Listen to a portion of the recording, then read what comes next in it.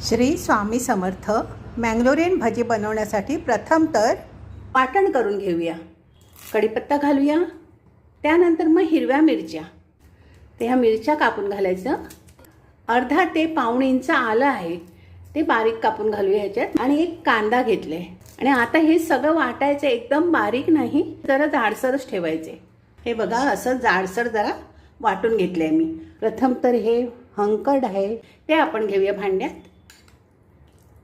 त्यानंतर हे साधं दही आहे ते घ्यायचं। आता ह्याच्यात आपण जे वाटण केलं होतं ते घालूया। आता प्रथम हे सगळं एकत्र करून घेऊया।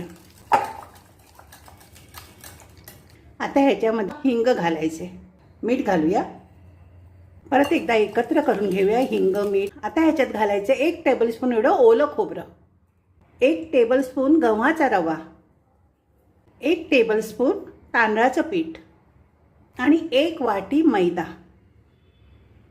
आता हे सगळं एकत्र करूया। आता हे पीठ आहे ते 10 मिनिटं झाकून ठेवायचं। एका बाजूला मी तेल तापत ठेवलेलं आहे आणि इथे आपलं हे पीठ तयार आहे। तेल चांगलं तापलेलं आहे। गॅस मी लहान केला। आता याच्यामध्ये आपल्याला भजी सोडायची।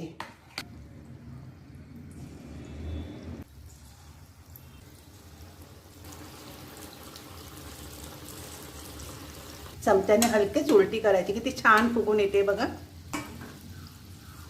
बघा किती सुंदर झाली आहे, छान रंग आलाय बघा त्याला। आता झाली आहे आपली भजी, काढून घेऊया आपण। किती सुंदर दिसते बघा, कुरकुरीत कशी झाल्या बघायचे का? आवाज येतोय का? हे बघा, हे बघा किती सॉफ्ट आहे, आतमध्ये जाळी पडलेली आहे ना।